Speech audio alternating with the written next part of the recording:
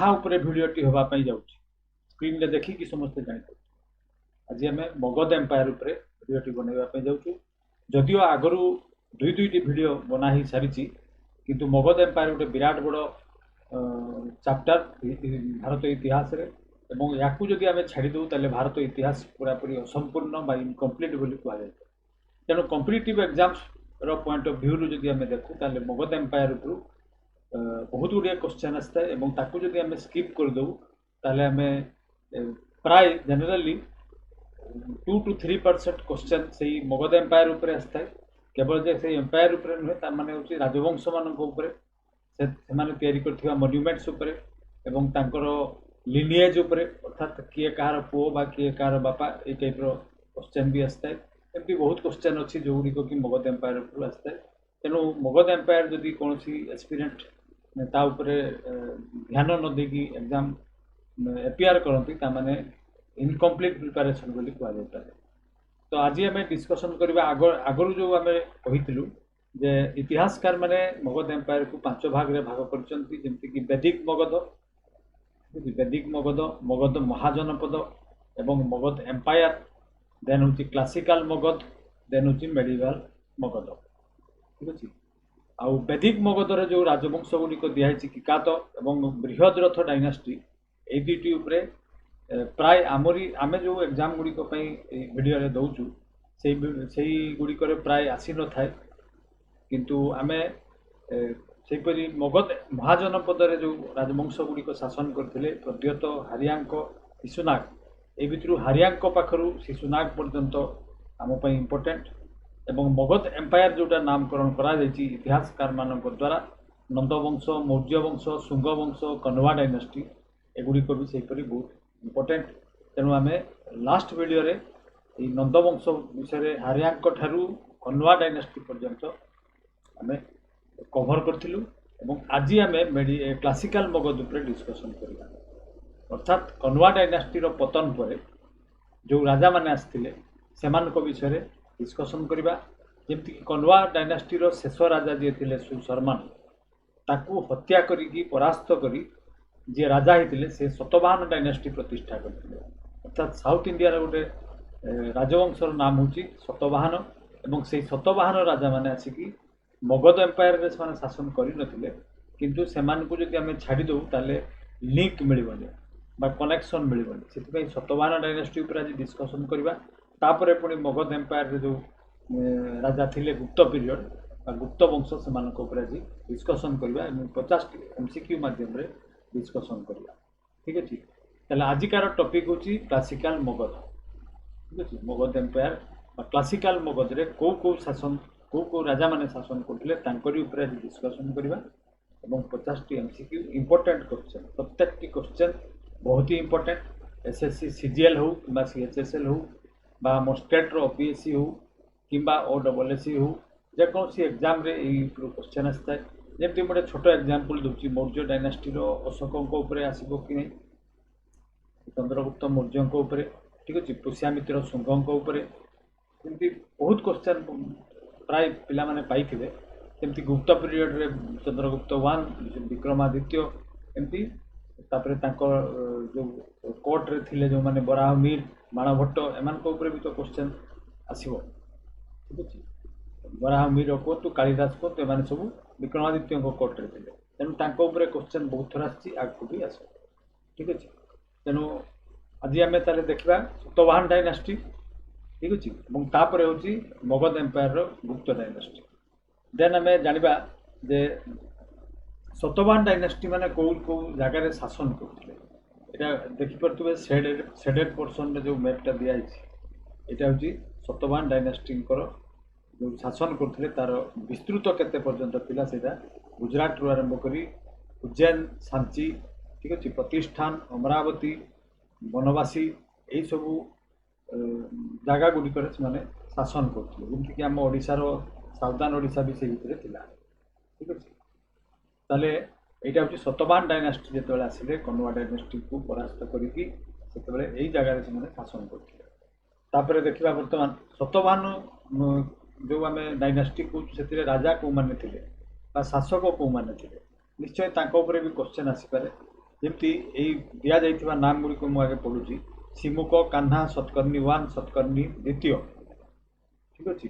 ଏମାନଙ୍କ ଭିତରୁ କିଏ ସତବାହନ ଡାଇନାଷ୍ଟିର ଜଣେ ରାଜା ଥିଲେ ବା ଶାସକ ଥିଲେ ବା ରୁଲର ଥିଲେ। ତାହେଲେ ଏମାନଙ୍କ ନାମ ଯଦି ଆମେ ନ ଜାଣିଥାଉ ତାହେଲେ ଆମେ ଲେଖିପାରିବା ନାହିଁ। ତାହେଲେ ମୁଖ୍ୟ ରୁଲର କେଉଁମାନେ ଥିଲେ ନା ସିମୁକ, କାହ୍ନା, ସତକର୍ଣ୍ଣି ପ୍ରଥମ ଏବଂ ସତକର୍ଣ୍ଣି 2। ତାପରେ ପୁଣି କ୍ଷତ୍ରପା ଡାଇନାଷ୍ଟି କଥା ଆସିଲେ ଭାସାଲ ସତବାହନ କିଙ୍ଗସ୍। ଭାସାଲ ମାନେ ହେଉଛି ଏମାନଙ୍କର ଇଣ୍ଡିପେଣ୍ଡେନ୍ସି କିଛି ନଥିଲା। ଇଣ୍ଡିପେଣ୍ଡେଣ୍ଟ ରାଜା ତାପରେ ରହିଲେନି। ଯେତେବେଳେ ସତକର୍ଣ୍ଣି 2ଙ୍କ ପରେ ଦୁର୍ବଳ ହୋଇପଡ଼ିଲା ସତବାହନ ଡାଇନାଷ୍ଟି, ସେତେବେଳେ ସେମାନେ ଅନ୍ୟ ସମ୍ରାଟମାନଙ୍କ ଅଣ୍ଡରରେ ରହିକି ରାଜତ୍ୱ କଲେ। କୁହାଯାଇପାରେ ଯେ ଛୋଟ ଛୋଟ ରାଜ୍ୟ ହୋଇଗଲା। ଠିକ ଅଛି। ସେତେବେଳେ 2 ଜଣ ରାଜା ଥିଲେ ସେହି ସମୟରେ, ହଳ ଏବଂ ନାହାପାନ୍ନା। ଠିକ ଅଛି। ମାନେ ଭାସାଲ ଅର୍ଥାତ୍ କାହାରି ଅଣ୍ଡରରେ ରହିକି ରାଜା ହେବା, ନିଜର କୌଣସି ସ୍ୱାଧୀନତା ନ ରହିବା। ତାପରେ ହେଉଛି ରିଷ୍ଟୋର୍ଡ ସତବାହନ। ପୁଣି ଥରେ ପୁନରୁତ୍ଥାନ ହେଲା ସତବାହନ ଡାଇନାଷ୍ଟିର। ସେତେବେଳେ କେଉଁମାନେ ରାଜା ହେଲେ ନା ଗୌତମୀ ପୁତ୍ର ସାତକର୍ଣ୍ଣି ଏବଂ ପୁଲୁମାଭି, ଏଇ 2 ଜଣ ହେଲେ।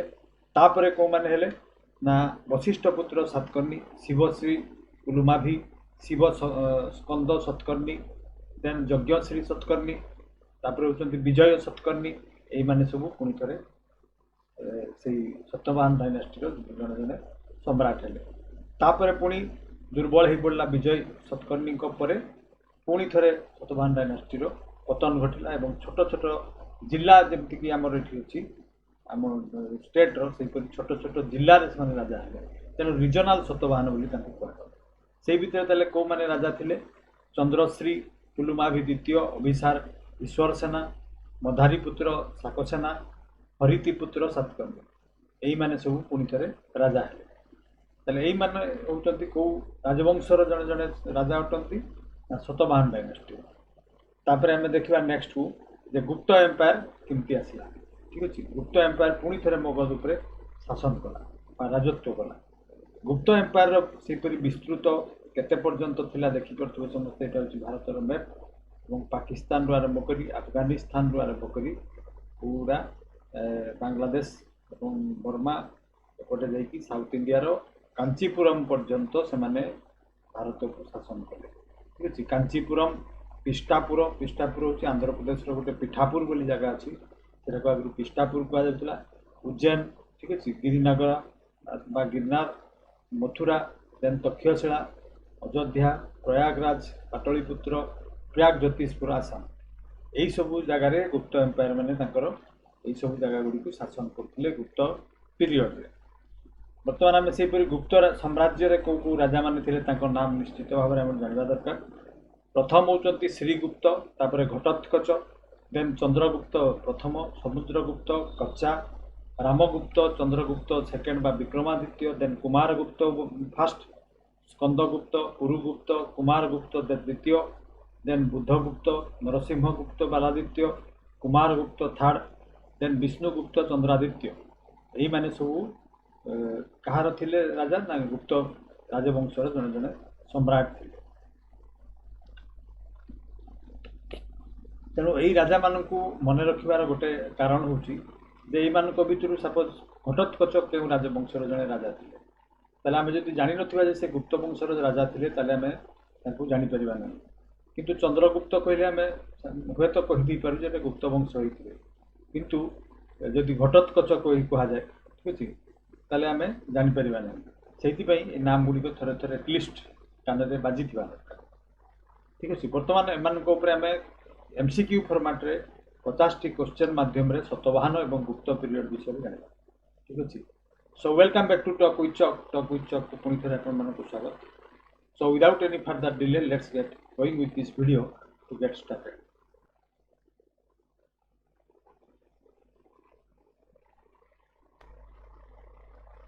ତାହେଲେ ପ୍ରଥମ କ୍ୱେଶ୍ଚନ୍ କୁ ଯିବା। Who was the founder of the Satavahana dynasty? Satavahana ଡାଇନାଷ୍ଟିର ଫାଉଣ୍ଡର କିଏ ଥିଲେ? Killing Susharman of the Kanva dynasty. ଠିକ ଅଛି। କନ୍ୱା ଡାଇନାଷ୍ଟିର ସୁଶର୍ମନକୁ ମାରିକି ହତ୍ୟା କରି ସତବାହନ ଡାଇନାଷ୍ଟି ପ୍ରତିଷ୍ଠାତା କିଏ ଥିଲେ? ଏଇଟା ହେଉଛି କ୍ୱେଶ୍ଚନ୍। ଅପସନ୍ ଗୁଡ଼ିକ ଏଠି ଦିଆଯାଇଛି ସାତକର୍ଣ୍ଣି 1, ସିମୁକ, ଗୌତମୀ ପୁତ୍ର ସାତକର୍ଣ୍ଣି, ପୁଲାମାଭି। ଏ ଭିତରୁ କରେକ୍ଟ ଆନ୍ସର ହେଉଛି ସିମୁକ ଥିଲେ ପ୍ରଥମ राजा सतवाहन किंगडम बर्तमान आम नेक्स्ट क्वेश्चन को जावा which dynasty is described as the Andhras in Purana ठीक अच्छे पुराण रे जो आंध्र नाम रे वर्णित होती वर्णना करा जायछि आंध्रा डायनास्टी केउ राजवंश को आंध्रा डायनास्टी कहा जायछि पुराण रे एटा होछि question Maurya dynasty Satavahana dynasty Gupta dynasty Kanvas correct answer होछि सतवाहन माननकु आंध्रा डायनास्टी बोली वर्णना करा जायछि पुराण गुडी करे ठीक अछि देन नेक्स्ट क्वेश्चन को जिबा what was the capital of the Satavahanas Satavahana मानकर कैपिटल बा राजधानी कोठी थिला उज्जैन पाटलिपुत्र प्रतिष्ठान अमरावती ए भितर करेक्ट आंसर होछि प्रतिष्ठान जोटा कि वर्तमान ताकू कहा जाउछि पैठान बोली महाराष्ट्र रो गोटे जगह पैठान जाकू कि आगु प्रतिष्ठान कहा जाउतला सेहीटा ही थिला सतवाहन मानकर राजधानी then next question which of the following states were mainly ruled by Satavahana Satavahana माने कौ कौ राज्य सब शासन करथिले Andhra Pradesh Telangana Maharashtra all of the above map रे भी मु देखैथिली तेणु ये करेक्ट आंसर निश्चित भाव में ऑप्शन 4 हम अर्थात all of the above Andhra Pradesh Telangana एवं महाराष्ट्र जो गुड़िक वर्तमान आमर राज्य अटंती से सब जगह गुड़िक शासन करते सतवाहन मान देन तापर क्वेश्चन को जीवा 5 को during the reign of which ruler did the Satavahana dynasty reach its zenith अर्थात सतवाहन डायनेस्टी केउ रूलर को समय रे पीक को पहुंचीला अर्थात सबुथिरे से माने समृद्धशाली थिले खाली सेनाबाहिनी रे नुहे एग्रीकल्चर रे भी है ठीक अच्छे संस्कृति रे भी वाणिज्य रे भी से माने केतेबेले सबुठारु बेसी प्रगति करथिले कहा समय रे एगुडी कहउची ऑप्शन ए भितरु करेक्ट आंसर गौतमी पुत्र सातकर्णी को समय ठीक अच्छे तेणु आम कहीपर सतवाहन किंगडम रो गोल्डन एज क्या कहवा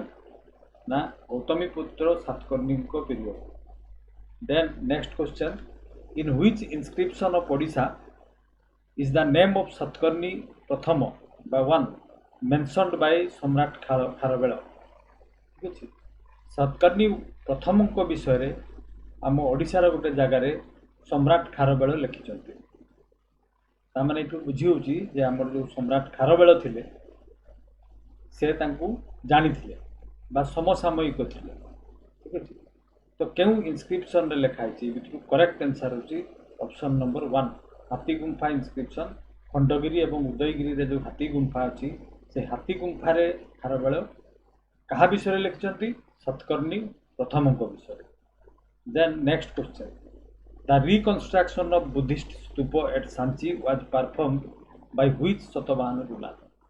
सांची रे जो स्तूप अच्छी तार इमेज भी गोटे दिखाई देखिपे सांची स्तूप ये को रिकनस्ट्रक्शन अर्थात पुनर्निर्माण किए करते क्यों राजा करते सतवाहन रूलर मान भर यही हूँ ऑप्शन ए भर करेक्ट आंसर हूँ ऑप्शन नंबर 2 अर्थात सातकर्णी द्वितीय सातकर्णी ठीक अच्छे सांची स्तूप को रिकनस्ट्रक्शन कर देन आम नेक्स्ट क्वेश्चन को जावा the old stupa at Amaravati was repaired during the reign of which Satavahana ruler सेपरी अमरावती रे जो स्तूप अच्छी ठीक अच्छे कहा समय रे रिपेयर करा जायतिला केउ सतवाहन रूलर को समय एगुडी को सेपरी ऑप्शन ए भितर करेक्ट आंसर होची ऑप्शन नंबर 2 अर्थात पुलामाभी को समय रे पुलामाभी सतवाहन को समय रे old stupa of Amaravati was repaired then तापर नेक्स्ट क्वेश्चन को जीवा which Satavahana ruler was the first to donate tax free villages to Brahmin मानकू टैक्स फ्री करके विलेज प्रदान करथिले केउ राजा सतवाहन किंगडम ठीक अछि तांको ठारू कर निया जाउ तो एगुड़ी सेपरी ऑप्शन फल सिमुक गौतमी पुत्र सातकर्णी एवं सातकर्णी द्वितीय ए भितर करेक्ट आंसर होची ऑप्शन नंबर 3 अर्थात गौतमी पुत्र सातकर्णी ब्राह्मण मानकू टैक्स फ्री विलेज डोनेट करथिले बा प्रदान करथिले then 10 number who was the mother of Gautami पुत्र सातकर्णी ठीक अछि गौतमी पुत्र सातकर्णी मु कहिछि आगरु जे तांको पीरियड को गोल्डन एज बोली कहा जाय पारे तेणु तांको विषय रे क्वेश्चन आगरु भी आछि आगो को भी आसीबो तांको मदर को नाम को एगुडी कहउछि ऑप्शन गौतमी बालाश्री नायनिका वशिष्ठ पुत्र सातकर्णी प्रभावती गुप्त ये करेक्ट आंसर होची नाम गौतमी बालाश्री थिला ଏବଂ ଏମିତି ଗୋଟେ ଇମେଜ୍ ବି ଏଠି ଦିଆହେଇଛି। ଏଇଟା ପ୍ରକୃତରେ ରିଏଲ୍ ଇମେଜ୍ ନୁହେଁ, ବଟ୍ ଗୋଟେ କାଳ୍ପନିକ ଇମେଜ୍ ବା କୌଣସି ଫିଲ୍ମରୁ ଏଇଟା ନିଆଯାଇଛି। ଫିଲ୍ମ ବି ତାଙ୍କ ଉପରେ ବହୁତ ହେଇଛି, ସେଇଠାରୁ ନିଆଯାଇଥିବା ଗୋଟେ ଇମେଜ୍। ତେଣୁ ଗୌତମୀ ବାଲାଶ୍ରୀ ହେଉଛନ୍ତି ଗୌତମୀ ପୁତ୍ର ସାତକର୍ଣ୍ଣୀଙ୍କର ମା। ଦେନ୍ କ୍ୱେଶ୍ଚନ୍ ନେକ୍ସଟ ହେଉଛି 11 ହୁଇଚ୍ ଶତବାହନ ରୁଲର ରୋଡ୍ ଦି ଗାଥା ସପ୍ତଶତୀ, ଯାହାକୁ ମରାଠୀ ଭାଷାରେ ଗାଥା ଶତସାହୀ କୁହାଯାଏ। ତେଣୁ ଗାଥା ଶତସାହୀ ବା ଗାଥା ସପ୍ତଶତୀ ପ୍ରକୃତି ଲାଙ୍ଗୁଏଜ୍ରେ ଲେଖା ହେଇଛି, ଯେଉଁଟାକି ତାର ଗୋଟେ ଇମେଜ୍ ବି ମୁଁ ଦେଇଛି। ପ୍ରକୃତି ଭାଷାରେ ଲେଖା ହେଇଥିବା ଶତବାହନ ରୁଲର ଲେଖିଛନ୍ତି, ତାଙ୍କ ନାମ କ'ଣ? এইଗୁଡ଼ିକ ହେଉଛି ଅପସନ୍। ଏ ଭିତରୁ ଅପସନ୍ 3 ହଳ। ଆମେ ଦେଶୀ ଭାଷାରେ ହଳ କହୁଛୁ, କିନ୍ତୁ ରିଏଲ୍ ପ୍ରୋନାଉନ୍ସିଏସନ୍ ବର୍ତ୍ତମାନ ବି କୌଣସି ସୋର୍ସରେ ମିଳୁନି। ତେଣୁ ତାକୁ ହାଲା କୁହାଯାଇପାରେ, ହଳ କୁହାଯାଇପାରେ ବା ହେଲା କୁହାଯାଇପାରେ, କିଛି ବି କୁହାଯାଇପାରେ। କିନ୍ତୁ ଆମକୁ ଯେଉଁଟା ଇଜି ହେବ ଓଡ଼ିଆ ଏକ୍ସେଣ୍ଟରେ ଆମେ ହଳ ବୋଲି କହିପାରୁ। ଶତବାହନ ରାଜା ହଳ ଲେଖିଥିଲେ ଗାଥା ସପ୍ତଶତୀ। ଦେନ୍ 12 ହୁ ରୋଟ୍ ଦ ନାସିକ ପ୍ରଶସ୍ତି, ସେହିପରି ନାସିକରେ ଯେଉଁ ଲେଖା ଶିଳାଲେଖ ତାକୁ କିଏ ଲେଖା କରିଥିଲେ? ଏଗୁଡ଼ିକ ଅପସନ୍। ଏ ଭିତରୁ କରେକ୍ଟ ଆନ୍ସର୍ ହେଉଛି ଅପସନ୍ ନମ୍ବର 2, ଅର୍ଥାତ୍ ତାଙ୍କରି ଗୌତମୀ ପୁତ୍ର ସାତକର୍ଣ୍ଣୀଙ୍କର ମାଦାର ଗୌତମୀ ବାଲାଶ୍ରୀ ଲେଖା କରିଥିଲେ ନାସିକ ପ୍ରଶସ୍ତି, ଯେଉଁଟା ଯାହାର କି ଇମେଜ୍ ବି ଯୋଉଠି ଦିଆହେଇଛି ଦେଖିପାରୁଥିବେ। ଠିକ୍ ଅଛି, ଶିଳାଲେଖ, ଇନସ୍କ୍ରିପସନ୍ ମାନେ ହେଉଛି ଶିଳାଲେଖ। ଦେନ୍ 13କୁ ଯିବା। Who was the son of Gautamiputra Satakarni, Gautami ପୁତ୍ର ସାତକର୍ଣ୍ଣୀଙ୍କର ପୁଅ କିଏ ଥିଲେ? ଠିକ୍ ଅଛି, ଏଗୁଡ଼ିକ ହେଉଛି ଅପସନ୍। ଏ ଭିତରୁ କରେକ୍ଟ ଆନ୍ସର୍ ହେଉଛି ଅପସନ୍ ନମ୍ବର 2, ବଶିଷ୍ଠ ପୁତ୍ର ଶ୍ରୀ ପୁଲାମାଭି। ଠିକ୍ ଅଛି, ବଶିଷ୍ଠ ପୁତ୍ର ଶ୍ରୀ ପୁଲାମାଭି ଥିଲେ ଗୌତମୀ ପୁତ୍ର ସାତକର୍ଣ୍ଣୀଙ୍କର ପୁଅ। ଏବଂ ତାଙ୍କର ଏଇଠି ଯେଉଁ ଗୋଟେ କଏନ୍ ତାଙ୍କ ପିରିୟଡ଼ର, ସେଇ କଏନ୍ରେ ତାଙ୍କ ଚିତ୍ରଟା ବି ଅଛି, ଯଦିଓ କ୍ଲିଅର୍ ନୁହେଁ, କିନ୍ତୁ ଏଇଟା ହେଉଛି ତାଙ୍କ ପୁଅଙ୍କର image. Then 14 who was the brother of Vashishtha putra Sri ପୁଲାମାଭି? ଠିକ୍ ଅଛି, who entered into a marriage alliance with the daughter of Sakor ruler Rudradhaman I। এই କ୍ୱେଶ୍ଚନରେ ଦିଆଯାଇଛି ବଶିଷ୍ଠ ପୁତ୍ର ଶ୍ରୀ ପୁଲାମାଭିଙ୍କର ଭାଇଙ୍କ ନାମ କୁହ, ଯିଏକି ସାକ ରୁଲାରଙ୍କର ଡଟର, ଜଣେ ସାକ ବଂଶର ରାଜା ରୁଦ୍ରଦମନ ପ୍ରଥମଙ୍କର ଝିଅକୁ ମ୍ୟାରେଜ୍ କରିଥିଲେ। ତାହେଲେ ଆମେ କାହା ନାମ ଜାଣିବା ପାଇଁ ଯାଉଛୁ ନା ବଶିଷ୍ଠ ପୁତ୍ର ଶ୍ରୀ ପୁଲାମାଭିଙ୍କର ଭାଇ, ତାଙ୍କ ନାମ କ'ଣ? ଏଗୁଡ଼ିକ ହେଉଛି ଅପସନ୍। ଏ ଭିତରୁ କରେକ୍ଟ ଆନ୍ସର୍ ହେଉଛି ଅପସନ୍ ନମ୍ବର 3, ବଶିଷ୍ଠ ପୁତ୍ର ସାତକର୍ଣ୍ଣୀ। ଠିକ୍ ଅଛି, ବଶିଷ୍ଠ ପୁତ୍ର ପୁଲାମାଭିଙ୍କର ଭାଇ କିଏ? ବଶିଷ୍ଠ ପୁତ୍ର ସାତକର୍ଣ୍ଣୀ। ଦେନ୍ ନେକ୍ସଟ କ୍ୱେଶ୍ଚନକୁ ଯିବା। 15 the minister of which Satavahana ruler was the author of Brihat Katha, ବୃହତ୍ କଥାର ଲେଖକ କିଏ? ଠିକ୍ ଅଛି, ସେଇ ଶତବାହନ କିଙ୍ଗଡମ୍ ସମୟରେ ଲେଖା ହେଇଛି। ଆଉ এইଗୁଡ଼ିକ ହେଉଛି ଅପସନ୍। ଏ ଭିତରୁ କରେକ୍ଟ ଆନ୍ସର୍ ନିଶ୍ଚିତ ଭାବରେ ଅପସନ୍ ନମ୍ବର 3 ହଳ। ତାହେଲେ ସେଇ ହଳ ଯେ ରାଜା ଥିଲେ ଶତବାହନ କିଙ୍ଗଡମ୍ର, ସେ ଗାଥା ସପ୍ତଶତୀ ବି ଲେଖିଥିଲେ ଏବଂ ବୃହତ୍ କଥା ବି ଲେଖିଥିଲେ। Then who was the founder of Gupta empire? ବର୍ତ୍ତମାନ ତାହେଲେ ଶତବାହନ କିଙ୍ଗଡମ୍ ବିଷୟରେ ଆମେ ଜାଣିଲୁ। ବର୍ତ୍ତମାନ ଆମେ ପୁଣି ଥରେ ମଗଧ ଏମ୍ପାୟାରକୁ ଫେରିଯିବା। ଆଉ ମଗଧ ଏମ୍ପାୟାରର କନ୍ୱା ଡାଇନାଷ୍ଟିର ପତନ ପରେ ମୁଁ କହିଥିଲି ଯେ ମଗଧ ଏମ୍ପାୟାର ବହୁତ ଦୁର୍ବଳ ହେଇଥିଲା, ଶତବାହନ ମାନେ ତାଙ୍କୁ ଆକ୍ରମଣ କରିଥିଲେ। ପୁଣି ଥରେ ସେଠି ମଗଧ ଏମ୍ପାୟାରରେ ଗୁପ୍ତମାନେ ଶାସନ କରିବା ପାଇଁ ଲାଗିଲେ। ଠିକ୍ ଅଛି, ଫାଉଣ୍ଡର ଅଫ୍ ଗୁପ୍ତ ଏମ୍ପାୟାର କିଏ? ନା ଏଇ ଭିତରୁ କରେକ୍ଟ ଆନ୍ସର୍ ହେଉଛି ଅପସନ୍ ନମ୍ବର 4, ଅର୍ଥାତ୍ ଶ୍ରୀଗୁପ୍ତ। ସେହିପରି ଶ୍ରୀଗୁପ୍ତଙ୍କର ଗୋଟେ ଏଠି ଇମେଜ୍ ଦିଆଯାଇଛି, କଏନ୍ ଉପରେ ଥିଲା, କଏନ୍ ଉପରେ ତାଙ୍କର ଇନ୍ସ୍କ୍ରାଇବ୍ କରାଯାଇଛି। ସେଇ ଚିତ୍ରଟା ଏଠି କ୍ଲିଅର୍ ହେଇପାରୁନି, ତାକୁ ବ୍ୟାକ୍ରେ ଦେବାର ନଥିଲା। ଯାହା ବି ହେଉ, ତାହେଲେ ଶ୍ରୀଗୁପ୍ତ ହେଉଛନ୍ତି ଫାଉଣ୍ଡର ଅଫ୍ ଗୁପ୍ତ ଡାଇନାଷ୍ଟି। ତାହେଲେ ବର୍ତ୍ତମାନ 17 ନମ୍ବରକୁ ଯିବା। Who was the second ruler of Gupta empire? ତାହେଲେ ପ୍ରଥମ ଏମ୍ପାୟାରଙ୍କ ନାମ ମୁଁ କହିଲି, ପ୍ରଥମ ରୁଲରଙ୍କ ନାମ ସେ ଥିଲେ ଶ୍ରୀଗୁପ୍ତ। ତାହେଲେ ଏଠି ପଚରା ହେଇଛି ତାଙ୍କ ପୁଅ କିଏ ଥିଲେ ବା ସେକେଣ୍ଡ ରୁଲର କିଏ? ତାହେଲେ ଏ ଭିତରୁ ରାଇଟ୍ ଆନ୍ସର୍ ହେଉଛି, correct answer option number 1, Ghatotkacha. ତାହେଲେ ଘଟୋତ୍କଚ କାହାଙ୍କର ପୁଅ ଥିଲେ ନା ଶ୍ରୀଗୁପ୍ତଙ୍କର। ଠିକ୍ ଅଛି, ଦେନ୍ ନେକ୍ସଟ କ୍ୱେଶ୍ଚନକୁ ଯିବା। ଚନ୍ଦ୍ରଗୁପ୍ତ ପ୍ରଥମ ବା 1 was the son of which of the following? ଏ ଭିତରୁ କିଏ ତାଙ୍କ ବାପା ଥିଲେ? ଏଇଟା ହେଉଛି କ୍ୱେଶ୍ଚନ। ତାହେଲେ ନିଶ୍ଚିତ ଭାବରେ ଏଠି ଅପସନ୍ ନମ୍ବର 2 ହେଉଛି କରେକ୍ଟ ଆନ୍ସର୍। ଘଟୋତ୍କଚଙ୍କର ପୁଅ ତାହେଲେ କିଏ? ଚନ୍ଦ୍ରଗୁପ୍ତ ପ୍ରଥମ। ଠିକ୍ ଅଛି, ଦେନ୍ ଆମେ ନେକ୍ସଟ କ୍ୱେଶ୍ଚନକୁ ଯିବା। Which Gupta ruler held the title Maharajadiraj? କେଉଁ ଗୁପ୍ତ ରୁଲରଙ୍କର ଟାଇଟେଲ ଥିଲା ମହାରାଜାଧିରାଜ? ଏଇଟା ହେଉଛି କ୍ୱେଶ୍ଚନ୍। ତ ଏ ଭିତରୁ କରେକ୍ଟ ଆନ୍ସର ହେଉଛି ଅପସନ୍ ନମ୍ବର 1 ଚନ୍ଦ୍ରଗୁପ୍ତ ସେକେଣ୍ଡ ବିକ୍ରମାଦିତ୍ୟଙ୍କୁ କୁହାଯାଉଥିଲା ମହାରାଜାଧିରାଜ। ଠିକ୍ ଅଛି। ଦେନ୍ ଆମେ ନେକ୍ସଟ କ୍ୱେଶ୍ଚନ୍କୁ ଯିବା 20। ଲିଚ୍ଛବୀ princess Kumara Devi was the queen of which Gupta ruler? ଠିକ୍ ଅଛି। ଲିଚ୍ଛବୀ ବା ବୈଶାଳୀର ରାଜକୁମାରୀ କୁମାର ଦେବୀ ଗୁପ୍ତ ରୁଲରଙ୍କୁ ବିବାହ କରିଥିଲେ। କାହାକୁ ବିବାହ କରିଥିଲେ ଏଇଟା ହେଉଛି କ୍ୱେଶ୍ଚନ୍। এইଗୁଡ଼ିକ ଅଛି ଅପସନ୍।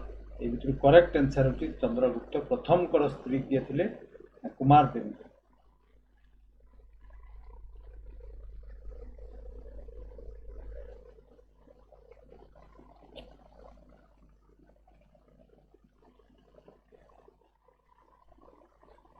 ବର୍ତ୍ତମାନ ତାହେଲେ 19 କୁ ଯିବା। Which Gupta ruler held the title of Maharajadiraj? କେଉଁ ଗୁପ୍ତ ରୁଲରଙ୍କୁ ଟାଇଟେଲ ବା ପଦବୀ ଦିଆଯାଇଥିଲା ମହାରାଜାଧିରାଜ? ଏ ଭିତରୁ କରେକ୍ଟ ଆନ୍ସର ହେଉଛି ଅପସନ୍ ନମ୍ବର 3 ଚନ୍ଦ୍ରଗୁପ୍ତ 1ଙ୍କର ଟାଇଟେଲ ଥିଲା ମହାରାଜାଧିରାଜ। ଦେନ୍ 20 କୁ ଯିବା। Lichchhavi princess Kumara Devi was the queen of which Gupta ruler? Lichchhavi ମାନେ ହେଉଛି ବୈଶାଳୀ କଥା କୁହାଯାଇଛି। ମଧ୍ୟପ୍ରଦେଶର ଗୋଟେ ଜାଗା ନାମ ବୈଶାଳୀ, ସମସ୍ତେ ଜାଣିଥିବେ। ତାଙ୍କର ସେଠିକାର ଜଣେ ରାଜକୁମାରୀ ଥିଲେ କୁମାର ଦେବୀ। ସେ କେଉଁ ଗୁପ୍ତ ରୁଲରଙ୍କୁ ବିବାହ କରିଥିଲେ? ଏ ଭିତରୁ କରେକ୍ଟ ଆନ୍ସର ହେଉଛି ଅପସନ୍ ନମ୍ବର 3 ଚନ୍ଦ୍ରଗୁପ୍ତ ପ୍ରଥମ। ତେଣୁ କରେକ୍ଟ ଆନ୍ସର ହେଉଛି ଚନ୍ଦ୍ରଗୁପ୍ତ 1। ଦେନ୍ ସେହିପରି 21 କୁ ଯିବା। Which ruler of Guptas was known as the Indian Napoleon? ବର୍ତ୍ତମାନ ତାହେଲେ ଇଣ୍ଡିଆନ୍ ନେପୋଲିଅନ୍ କାହାକୁ କୁହାଯାଉଛି? ଠିକ୍ ଅଛି। ଏଇଗୁଡ଼ିକ ହେଉଛି ଅପସନ୍। ଏଠି ବି ଗୋଟେ କଏନ୍ ଉପରେ ତାଙ୍କର ଚିତ୍ର ବି ଏଠି ମିଳିଛି। ଇତିହାସକାର ମାନେ ଏଇଟା ତାଙ୍କର ଚିତ୍ର ବୋଲି ପ୍ରମାଣ କରିଛନ୍ତି। ତେଣୁ ଏଇ ବସିଥିବାର ଗୋଟେ ଚିତ୍ର। ଇଣ୍ଡିଆନ୍ ନେପୋଲିଅନ୍ କାହାକୁ କୁହାଯାଉଥିଲା? ନା ଇଏ ହେଉଛନ୍ତି ସମୁଦ୍ରଗୁପ୍ତ। ଏବଂ ଏଠି ବୀଣା ବାଦନ କରୁଥିବାର ଗୋଟେ ଚିତ୍ର ଏଇ କଏନ୍ ଉପରେ ଅଛି। ଠିକ୍ ଅଛି। Then who was the son of Chandragupta ପ୍ରଥମ? ପ୍ରଥମ ଚନ୍ଦ୍ରଗୁପ୍ତଙ୍କର ପୁଅ କିଏ? ଏଇଗୁଡ଼ିକ ହେଉଛି ଅପସନ୍। ଠିକ୍ ଅଛି। ଏ ଭିତରୁ କରେକ୍ଟ ଆନ୍ସର ହେଉଛି ସମୁଦ୍ରଗୁପ୍ତ ଥିଲେ ତାଙ୍କର ପୁଅ। ତାହେଲେ ଚନ୍ଦ୍ରଗୁପ୍ତ 1ଙ୍କର ପୁଅ କିଏ? ସମୁଦ୍ରଗୁପ୍ତ। ତାହେଲେ ସମୁଦ୍ରଗୁପ୍ତଙ୍କର ବାପା କିଏ? ନା ପ୍ରଥମ ଚନ୍ଦ୍ରଗୁପ୍ତ। ଠିକ୍ ଅଛି। ଦେନ୍ ଆମେ ନେକ୍ସଟ କ୍ୱେଶ୍ଚନ୍କୁ ଯିବା 23। ଆହ୍ଲାବାଦ ଇନସ୍କ୍ରିପସନ୍, ଏଇଟା ସେପରି ପଛପଟେ ଗୋଟେ ଦିଆହେଇଛି, ଦେଖିପାରୁଥିବେ ଇମେଜ୍। ଏଇଟା ହେଉଛି ଆହ୍ଲାବାଦ ପ୍ରଶସ୍ତି ବା ଇନସ୍କ୍ରିପସନ୍। ପ୍ରୟାଗରାଜ ପ୍ରଶସ୍ତି ବି ତାକୁ କୁହାଯାଏ। Written during the reign of Samudragupta. ସମୁଦ୍ରଗୁପ୍ତଙ୍କ ସମୟରେ ଲେଖା ହେଇଛି। କିଏ ଲେଖିଥିଲେ? ତାଙ୍କର ଜଣେ କଟିୟାର ବା ତାଙ୍କ କୋର୍ଟରେ ଥିବା ଜଣେ କବି। ତାଙ୍କ ନାମ କ'ଣ? ଏଇଗୁଡ଼ିକ ହେଉଛି ଅପସନ୍। ଏ ଭିତରୁ କରେକ୍ଟ ଆନ୍ସର ହେଉଛି ହରିସେନା ବା ହରିସେନ। ହରିସେନଙ୍କ ଦ୍ୱାରା ଲିଖିତ ଅପସନ୍ 2 ହେଉଛି କରେକ୍ଟ ଆନ୍ସର। ଆହ୍ଲାବାଦ ପ୍ରଶସ୍ତିର ଲେଖକ କିଏ? ଏଇଟା ବହୁତ ଥର କ୍ୱେଶ୍ଚନ୍ ଆସିଛି। ଠିକ୍ ଅଛି। ତେଣୁ ଏଠି ଗୋଟେ ବି କ୍ୱେଶ୍ଚନ୍ ଇମ୍ପୋର୍ଟାଣ୍ଟ ନାହିଁ ବୋଲି ଆମେ କହିପାରିବା। Then 24। Which Gupta ruler was depicted playing the veena on coins? ଏଇଟା ମୁଁ ଏବେ କହିଥିଲି। କେଉଁ ଗୁପ୍ତ ରୁଲରଙ୍କର କଏନ୍ରେ ମିଳିଛି ସେ ବୀଣା ବଜାଉଥିବାର ଗୋଟେ ଚିତ୍ର? ଏଇଟା ତାଙ୍କର ଇମେଜ୍ଟା। ଠିକ୍ ଅଛି। ତାହେଲେ ଏଇଟା ବି ସେହିପରି କରେକ୍ଟ ଆନ୍ସର ହେଉଛି option number 3 Samudragupta. Then which king of Sri Lanka came to Samudragupta for permission to build a temple at Gaya? ଏଇ କ୍ୱେଶ୍ଚନ୍ରେ କୁହାଯାଇଛି ଶ୍ରୀଲଙ୍କାର ରାଜାଙ୍କ ନାମ କୁହ ଯିଏକି ସମୁଦ୍ରଗୁପ୍ତଙ୍କ ପାଖକୁ ଆସିଥିଲେ ବା ପଠାଇଥିଲେ ତାଙ୍କର ଦୂତ ପରମିସନ୍ ପାଇଁ। କେଉଁଥିପାଇଁ ପରମିସନ୍ ମାଗୁଥିଲେ? ନା ବୁଦ୍ଧଗୟାରେ ଗୋଟେ ଟେମ୍ପଲ୍ ବନେଇବେ। ଠିକ୍ ଅଛି। ମନ୍ଦିର ବନେଇବା ପାଇଁ ପରମିସନ୍ ମାଗିଥିଲେ, ବୁଦ୍ଧିଷ୍ଟ ଟେମ୍ପଲ୍। ତ ସେଇ ରାଜାଙ୍କର ନାମ କ'ଣ? ଏଗୁଡ଼ିକ ମଧ୍ୟରୁ କରେକ୍ଟ ଆନ୍ସର ହେଉଛି ମେଘବର୍ମନ। ମେଘବର୍ମନ ହେଉଛି ତାଙ୍କ ନାମ, ଯିଏକି ଶ୍ରୀଲଙ୍କାର ରାଜା ଥିଲେ। ଏବଂ କାହା ପାଖକୁ ପଠାଇଥିଲେ? ନା ସମୁଦ୍ରଗୁପ୍ତଙ୍କ ପାଖକୁ। ତେଣୁ ଏଠି 2-3ଟା କ୍ୱେଶ୍ଚନ୍ ହେଇପାରିବ। ବର୍ତ୍ତମାନ 26କୁ ଯିବା। Who was the mother of Chandragupta ଦ୍ୱିତୀୟ ବା ବିକ୍ରମାଦିତ୍ୟ? ତାହେଲେ ଚନ୍ଦ୍ରଗୁପ୍ତ 2 ଯିଏ, ସେ ହେଉଛନ୍ତି ବିକ୍ରମାଦିତ୍ୟ। ଦ୍ୱିତୀୟ ଚନ୍ଦ୍ରଗୁପ୍ତଙ୍କୁ ବିକ୍ରମାଦିତ୍ୟ ବି କୁହାଯାଏ। ତେଣୁ କନଫ୍ୟୁଜ୍ ହେବାର କିଛି ନାହିଁ। ତାଙ୍କର ମାତାଙ୍କର ନାମ କ'ଣ? ତ ବିକ୍ରମାଦିତ୍ୟଙ୍କର ମାତା ମାନେ ବହୁତ ବଡ଼ କଥା। ଗୁପ୍ତ ବଂଶର ହେଉଛି ସେତେବେଳେ ଗୋଲ୍ଡେନ୍ ଏଜ୍। ଠିକ୍ ଅଛି। ଆଉ ସେ ହେଉଛନ୍ତି କଦମ୍ବ ଡାଇନାଷ୍ଟିର ଥିଲେ ଜଣେ ରାଜକୁମାରୀ। କଦମ୍ବ ଡାଇନାଷ୍ଟି ମାନେ କର୍ଣ୍ଣାଟକା ରିଜିୟନ୍ର ଗୋଟେ ପ୍ରତାପଶାଳୀ ସାମ୍ରାଜ୍ୟ ଥିଲା। ତା ନାମ ହେଉଛି, ସେଇ ରାଜବଂଶର ନାମ ହେଉଛି କଦମ୍ବ। ଏବଂ କୁନ୍ତଳ ରିଜିୟନ୍ କର୍ଣ୍ଣାଟକର ଗୋଟେ ଜାଗା, ସେଇଠାରେ ସେମାନେ ରାଜ କରୁଥିଲେ। ତାଙ୍କରି ଝିଅ ଥିଲେ ଚନ୍ଦ୍ରଗୁପ୍ତ ସେକେଣ୍ଡଙ୍କର ୱାଇଫ୍ ମାଦର। ତାଙ୍କ ନାମ କ'ଣ? ଏ ଭିତରୁ କରେକ୍ଟ ଆନ୍ସର ହେଉଛି ଦତ୍ତା ଦେବୀ। ଅପସନ୍ 3 ହେଉଛି କରେକ୍ଟ ଆନ୍ସର। ତାହେଲେ ଦତ୍ତା ଦେବୀ କିଏ ଥିଲେ? ନା ମାଦାର ଅଫ୍ ଚନ୍ଦ୍ରଗୁପ୍ତ ଟୁ। ଠିକ୍ ଅଛି। ଦେନ୍ ଆମେ ନେକ୍ସଟ କ୍ୱେଶ୍ଚନକୁ ଯିବା। Which title was given to Vikramaditya after defeating Rudrasingha III of Ujjain? ଉଜ୍ଜୈନର ରାଜା ରୁଦ୍ରସିଂହ ତୃତୀୟଙ୍କୁ ହରେଇକି ବିକ୍ରମାଦିତ୍ୟ କେଉଁ ପଦବୀ ବା ଉପାଧି ପାଇଥିଲେ? ଏଗୁଡ଼ିକ ହେଉଛି ଅପସନ୍। ତାହେଲେ ବିକ୍ରମାଦିତ୍ୟଙ୍କୁ କେଉଁ ଉପାଧି ମିଳିଥିଲା? ସିଂହ ବିକ୍ରମ। ଅପସନ୍ 2 ହେଉଛି କରେକ୍ଟ ଆନ୍ସର। ଠିକ୍ ଅଛି। କେତେବେଳେ ମିଳିଥିଲା? ତାହେଲେ ନା ଉଜ୍ଜୈନର ରାଜା ରୁଦ୍ରସିଂହ IIIଙ୍କୁ ଯେତେବେଳେ ସେ ପରାସ୍ତ କଲେ ସେତେବେଳେ ତାଙ୍କୁ ଏଇ ଟାଇଟଲ୍ ଦିଆଯାଇଥିଲା। Then who was the queen of Chandragupta two? ଠିକ୍ ଅଛି। ତାଙ୍କର ସ୍ତ୍ରୀଙ୍କ ନାମ କ'ଣ? ରାଣୀଙ୍କ ନାମ କ'ଣ ଥିଲା? ଏଗୁଡ଼ିକ ହେଉଛି ଅପସନ୍। ଏ ଭିତରୁ କରେକ୍ଟ ଆନ୍ସର ହେଉଛି କୁବେର ନାଗ, ନାଗ ଡାଇନାଷ୍ଟିର, ଏବଂ ଧ୍ରୁବା ଦେବୀ।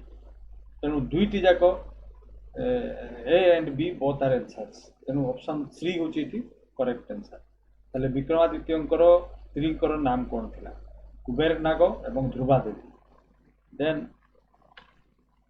ହୁ was the first ruler of the Guptas to issue silver coin? କେଉଁ ଗୁପ୍ତ ରୁଲର ବା ଶାସକ ପ୍ରଥମ ଥର ପାଇଁ ସିଲଭର କଏନ୍ ପ୍ରଚଳନ କରିଥିଲେ? ଏଗୁଡ଼ିକ ହେଉଛି ଅପସନ୍। ଏ ଭିତରୁ କରେକ୍ଟ ଆନ୍ସର ହେଉଛି ଅପସନ୍ ନମ୍ବର 3। ଅର୍ଥାତ୍ ଚନ୍ଦ୍ରଗୁପ୍ତ ସେକେଣ୍ଡ ବା ବିକ୍ରମାଦିତ୍ୟ ହିଁ ଥିଲେ ସେହି ଶାସକ ଯିଏକି ପ୍ରଥମ ଥର ପାଇଁ ସିଲଭର କଏନ୍ ପ୍ରଚଳନ କରିଥିଲେ। ଦେନ୍ 30କୁ ଯିବା। ଫାକ୍ସିଆନ୍। ଫେକ୍ସିଆନ୍ ମାନେ ହେଉଛି ଫାଇହାନ୍, ଯେଉଁଟା ଆମେ ଇତିହାସରେ ଫାଇହାନ୍ ବୋଲି ଚାଇନିଜ୍ ପରିବ୍ରାଜକଙ୍କ ନାମ ଜାଣୁ, ତାଙ୍କୁ ଫେକ୍ସିଆନ୍ ବୋଲି ମଧ୍ୟ ଲେଖାଯାଏ। Chinese Buddhist monk visited India during the reign of which Gupta ruler? କାହା ସମୟରେ ସେ ଆସିଥିଲେ? ଏଠି ଗୋଟେ ଇମେଜ୍ ବି ଦିଆଯାଇଛି, ଦେଖିପାରୁଥିବେ ସମସ୍ତେ। ତାଙ୍କର ଫାଇହାନ୍ ଆସିଥିଲେ କାହା ସମୟରେ? ନା ବିକ୍ରମାଦିତ୍ୟଙ୍କ ସମୟରେ। ତେଣୁ ଚନ୍ଦ୍ରଗୁପ୍ତ ଟୁ ଅପସନ୍ 3 ହେଉଛି କରେକ୍ଟ ଆନ୍ସର। ତାହେଲେ ଫାଇହାନ୍ କେଉଁଠିକାର ପରିବ୍ରାଜକ ଥିଲେ? ନା ଚାଇନାରୁ ଆସିଥିଲେ ବୁଦ୍ଧିଷ୍ଟ ଶିକ୍ଷା କରିବା ପାଇଁ। ଏବଂ ସେ କାହା ସମୟରେ ଆସିଥିଲେ? ଏଇଟା ବହୁତ ଥର କ୍ୱେଶ୍ଚନ୍ ଆସିଛି। ଦେନ୍ ବର୍ତ୍ତମାନ 31। ବିସାଇଡ୍ସ କାଳିଦାସ, ଠିକ୍ ଅଛି, କାଳିଦାସଙ୍କ ଛଡ଼ା ବା in addition to Kalidasa, Aryabhata, Varahamihira, Brahmagupta, Amara Simha, who were also among the Navaratnas? ଠିକ୍ ଅଛି। ନବରତ୍ନ ବୋଲି ଯେଉଁ ତାଙ୍କର କଟିଆର୍ସ ଥିଲେ ବିକ୍ରମାଦିତ୍ୟଙ୍କର, ଠିକ୍ ଅଛି, ଏଇ ଭିତରୁ ଆଉ କିଏ ଥିଲେ 9 ଜଣଙ୍କ ଭିତରେ? ଠିକ୍ ଅଛି। ଧନ୍ୱନ୍ତରୀ, ଦାଣ୍ଡିନ୍, ଭାସ ଏବଂ ପାଲକାପ୍ୟ ଏମାନେ ଥିଲେ କି ନାହିଁ ଆମକୁ ପଚରା ହେଇଛି। ନା ଅଲ୍ ଅଫ୍ ଦି ଏବଭ୍, ସମସ୍ତେ ଥିଲେ।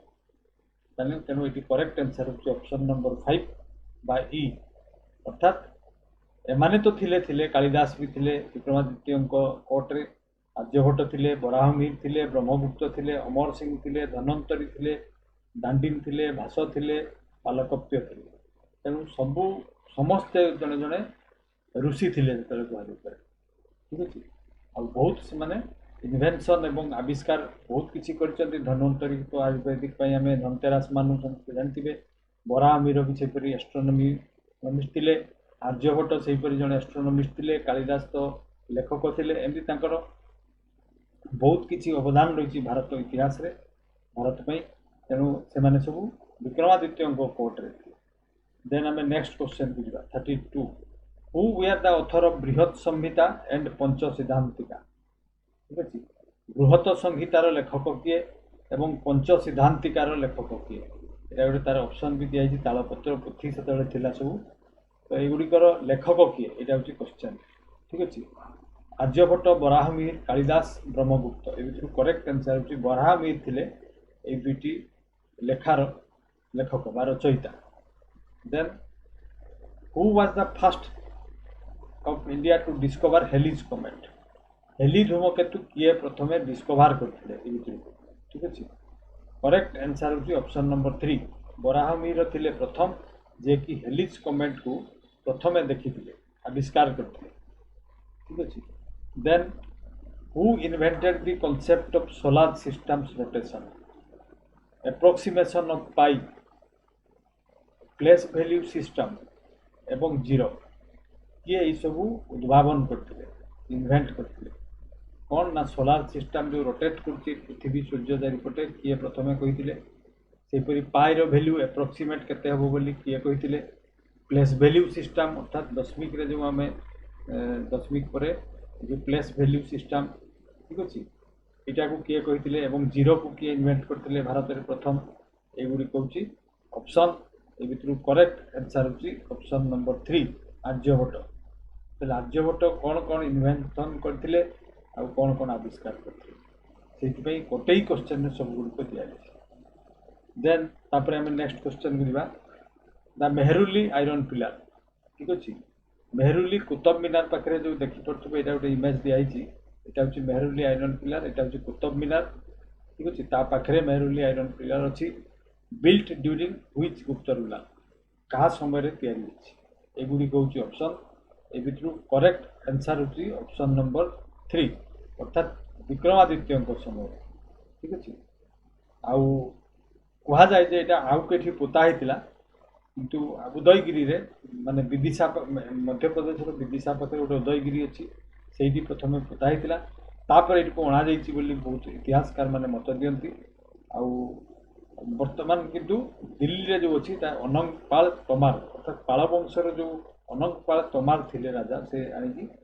मेहरुली रे बा जो कुतुब मीनार पाखे ताको पुनी थरे पुनर्स्थापन करचंती एमपी इतिहासकार माने कहती तेणु कह जाए उदयगिरी रे थिला उदयगिरी कोठी मु कहली बारंबार आ रिपीट न करिकी नेक्स्ट क्वेश्चन जिबा 36 who was the son of Vikramaditya अर्थात चंद्रगुप्त द्वितीयंकर पुओ किए थिले एवं ध्रुवा देवी को पुओ किए थिले बा ध्रुव देवी को पुओ माने ताकर दुईटा पुओ थिले दुईटा स्त्री थिले मु कहली ध्रुव देवी एवं विक्रमादित्य को पुओर नाम को क्वेश्चन ठीक अछि तो ए भितर करेक्ट आंसर होछि कुमार गुप्त तेणु कुमार गुप्त थिले विक्रमादित्य एवं ध्रुवा देवी को पुओ एटा भी से ताकर गोटे कॉइन रे ताकर समय रो कॉइन रे कुमार गुप्त गोटे इमेज खोजई कराई तापर आम जी 37 what was the title of Kumar गुप्त बर्तमान कुमार गुप्त उपाधि कौन थिला एगुडी कहउछि ऑप्शन ए भितर करेक्ट आंसर होछि ऑप्शन नंबर 2 महेंद्रादित्य कुआरे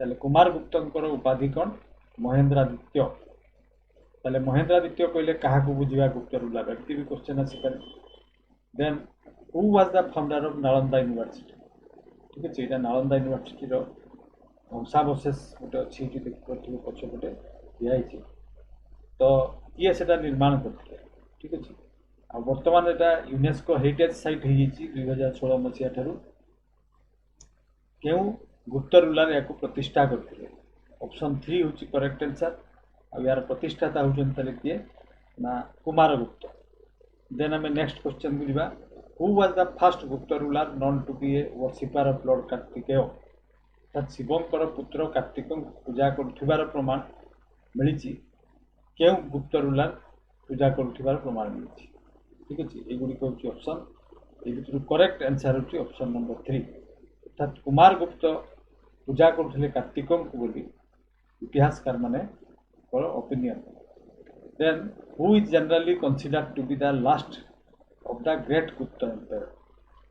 गुप्त एम्पायर कहले यही मान को आम बुझा माने तांकर प्रसार बेसी थिला विस्तृत विस्तार बेसी थिला सेटा को कहते great Gupta empire तांकरी last empire किए थिले एटा होची क्वेश्चन एगुडी कहउची ऑप्शन ए भितरु करेक्ट आंसर होची ऑप्शन नंबर 3 अर्थात स्कंदगुप्त अर्थात ग्रेट गुप्त एम्पायर रो पतन घटिला तापरे गुप्त एम्पायर रहिला ठीक अछि गुप्त एम्पायर रहिला किंतु तार विस्तृत बा विस्तार बा राज्यर एरिया कम ही ठीक अच्छे तेणु ग्रेट गुप्त एम्पायर केबे कहा पर्यंत रही स्कंदगुप्त पर्यंत then 41 which Gupta ruler repair the Sudarshan lake through his governor Parnadatta बर्तमान 41 को जावा which Gupta ruler repair the Sudarshan lake ठीक अच्छे सुदर्शन सरोवर जोटा मुझे कही आगु थे या क्वेश्चन भी होती ठीक अच्छे जूनागढ़ रे थिला जोटा अच्छी जोटा ठीक अच्छे तांकर गवर्नर परमित्र परमाता द्वारा निर्माण कर ठीक अच्छे परमाता तेणु क्यों गुप्त रूलर सुदर्शन लेक रिपेयर करते ঠিক ଅଛି। ଏଇଟା ଚନ୍ଦ୍ରଗୁପ୍ତ ମୌର୍ଯ୍ୟ କରିଥିଲେ, ମୌର୍ଯ୍ୟ ସାମ୍ରାଜ୍ୟର, କିନ୍ତୁ ତାକୁ ଏମାନେ କ'ଣ କଲେ ନା ପୁଣି ଥରେ ରିପେୟାରିଂ କରିଥିଲେ। এইଗୁଡ଼ିକ ହେଉଛି ଅପସନ୍। ଠିକ୍ ଅଛି। ତ କରେକ୍ଟ ଆନ୍ସର୍ ହେଉଛି ଅପସନ୍ ନମ୍ବର 3, ସ୍କନ୍ଦଗୁପ୍ତଙ୍କ ସମୟରେ ରିପେୟାରିଂ କରାଯାଇଥିଲା ସୁଦର୍ଶନରେ। ଦେନ୍ ଦି ଭିତରୀ ଷ୍ଟୋନ୍ ଇନସ୍କ୍ରିପସନ୍, ଭିତରୀ ବୋଲି ଗୋଟେ ଜାଗା ଅଛି, ଠିକ୍ ଅଛି। ଭିତରୀ ଷ୍ଟୋନ୍ ଇନସ୍କ୍ରିପସନ୍ ଏଇଠି ପଛପଟେ ଦେଖିପାରୁଥିବେ ଆପଣମାନେ, ଏଇଟା ଗୋଟେ ଇମେଜ୍ ବି ଦିଆହେଇଛି। ନିଆର ଶହୀଦପୁର ଇନ୍ ଉତ୍ତରପ୍ରଦେଶ, ଠିକ୍ ଅଛି। ଶହୀଦପୁର ବୋଲି ଗୋଟେ ଜାଗା ଅଛି ଉତ୍ତରପ୍ରଦେଶର, ସେଇଠି ଅଛି ଭିତରୀ ବୋଲି ଗୋଟେ ଗାଁ, ଏବଂ ସେଇଠି ଗୋଟେ ଷ୍ଟୋନ୍ରେ ଲେଖା ହେଇଛି, ଶିଳାଲେଖ ଅଛି, କାହା ପିରିୟଡ଼ରେ ସେଟା ଲେଖା ହେଇଛି। এইଗୁଡ଼ିକ ହେଉଛି ଅପସନ୍। ଏଇ ଭିତରୁ କରେକ୍ଟ ଆନ୍ସର୍ ହେଉଛି ଅପସନ୍ ନମ୍ବର 2, ସ୍କନ୍ଦଗୁପ୍ତଙ୍କ ପିରିୟଡ଼ର। ଠିକ୍ ଅଛି। ଆଚ୍ଛା, এইଠୁ ଆମେ ଏଇଟା ଗୋଟେ ଇମ୍ପୋର୍ଟାଣ୍ଟ କାହିଁକି ଭିତରୀଟା, ସେଇଟା ବି ଗୋଟେ ଜାଣିବା ଦରକାର। ସେଇଠି ଗୁପ୍ତ ରୁଲାର ମାନଙ୍କର କ୍ରୋନୋଲୋଜି ଲେଖା ହେଇଛି, ଅର୍ଥାତ୍ କାହା ପରେ କେଉଁ ରାଜା ଆସିଲେ, କେତେ ମସିହାରୁ କେତେ ମସିହା ପର୍ଯ୍ୟନ୍ତ ସେମାନେ ଶାସନ କଲେ, ସେଇଠୁ ଆମେ ପ୍ରମାଣ ପାଇଛୁ, ଇତିହାସକାର ମାନେ ପାଇଛନ୍ତି। ଏବଂ ସେଟା ସ୍କନ୍ଦଗୁପ୍ତ ଏବଂ ପୁଷ୍ୟାମିତ୍ରଙ୍କ ଭିତରେ, ଠିକ୍ ଅଛି, ଏବଂ ହୁନମାନଙ୍କ ସହିତ ଯେଉଁ ଯୁଦ୍ଧ ହୋଇଥିଲା ତାର କନଫ୍ଲିକ୍ଟ ବିଷୟରେ ବି ଲେଖା ହେଇଛି ସେଠି। ଠିକ୍ ଅଛି। ହୁନଜ ମାନେ ଯେଉଁ ଆକ୍ରମଣ କରିଥିଲେ ଭାରତବର୍ଷ, ଠିକ୍ ଅଛି। ପୁଷ୍ୟାମିତ୍ରଙ୍କ ସହିତ, ପୁଷ୍ୟାମିତ୍ର ଶୁଙ୍ଗ ନୁହେଁ, ଏଇଟା ଅଲଗା ରାଜା, ଠିକ୍ ଅଛି, ହୁନମାନଙ୍କର ରାଜା, ତାଙ୍କ ସହିତ ଯେଉଁ କନଫ୍ଲିକ୍ଟ ହେଇଥିଲା ସେଇ ବିଷୟରେ ବି ତା ଉପରେ ବି ଲେଖା ହେଇଛି। ସେଥିପାଇଁ ଏଇଟା ଇମ୍ପୋର୍ଟାଣ୍ଟ। ତାର ଦୁଇଟି ଜିନିଷ ଏଠି ଲେଖା ଅଛି, ଯେ ଗୁପ୍ତ ରୁଲାର ମାନଙ୍କର କ୍ରୋନୋଲୋଜି, ଠିକ୍ ଅଛି, ଏବଂ ହୁନମାନଙ୍କ ସହିତ ଯେଉଁ ତାଙ୍କର କନଫ୍ଲିକ୍ଟ, ସେଇଥିପାଇଁ ଭିତରୀଟା ବହୁତ important. Then during whose reign did the Hunas invade India and were subsequently defeated? ଠିକ୍ ଅଛି। କେଉଁ ରାଜାଙ୍କ ସମୟରେ ଗୁପ୍ତ ବଂଶର ହୁନମାନେ ଆକ୍ରମଣ କରିଥିଲେ ଭାରତବର୍ଷ? এইଗୁଡ଼ିକ ହେଉଛି ଅପସନ୍। ଠିକ୍ ଅଛି। ଆଉ ଏଇ ଅପସନ୍ ମାନଙ୍କ ଭିତରୁ କରେକ୍ଟ ଆନ୍ସର୍ ହେଉଛି ସ୍କନ୍ଦଗୁପ୍ତ।